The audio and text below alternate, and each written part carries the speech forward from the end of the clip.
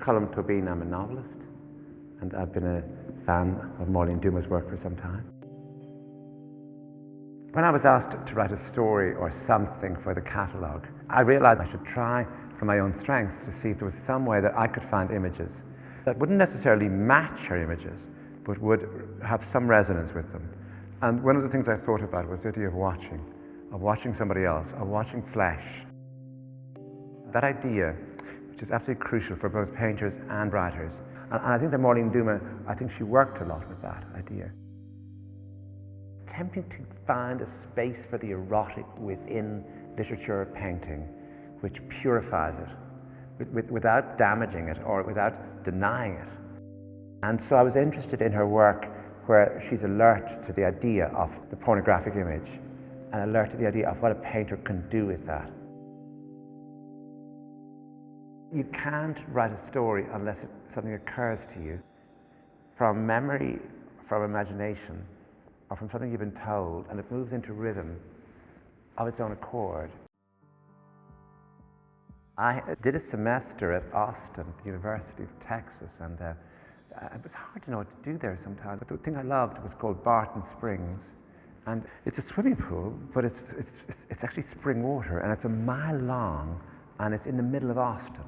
I found that I could go down there about 8, and the light would go at 9, and then it closed at 10. So for about 3/4 of an hour, you had almost no one there. It had then a strange unearthly aura. The spring water, the bright lights which cast long shadows, the muffled city sounds in the distance, the old-fashioned dressing rooms up the steps. They all seemed to take me close to another world. I thought I would write the story dealing with two things, with loss on one hand, and the other with the invigorating business of watching someone take their clothes off and just really studying them in a half-light, which I thought was something that Marlene Dumas, in those paintings of flesh, but also in that way of looking at faces, that she had dealt with. Now in the dim light and the silence, I watched him soaping himself and then rinsing his body. I studied the strength of his legs, the muscled whiteness of his buttocks, his broad back. As he came from the shower and stood close to me, there was something both distant and exquisite about his presence. He seemed focused on the task in hand, not for a second conscious that I was watching him, and not conscious either of his own beauty. So I was getting this sort of absolutely lonely narrator who's alone watching. And there's an element of desire, a huge element of desire in the watching, but the watching is also calculated, careful, which is actually what painting the nude has always been. There's always a sense of the painter's gaze being an erotic one, or in some sense a possessive one. It is hard to know who we are. The dead have gone from us, that much is true. The body I watched those years ago in Barton Springs must be different now. Only the memory is pure, the image. You are dressed, drying your hair with a towel. Other things matter, but I do not know what they are. Our car is waiting outside. We will be the last to leave.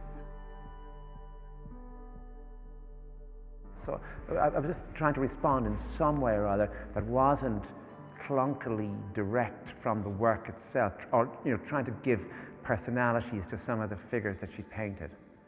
But I was trying to riff off the work in some other way. The face, as painted, holds an extraordinary amount of power within it. That you can see a full life, sense of full life lived by the actual applying of paint to canvas. And I think that's something you can really learn from as a writer. That way a single brush stroke can actually pull the eye over, and that every single detail matters, so every sentence matters. This small work, this sentence by sentence, will build up, and something much larger than itself will emerge, which will be the book itself as a single thing that will affect a reader. I don't think there's any novelist who wouldn't like to be a painter. It doesn't work the other way, oddly enough. They seem quite happy.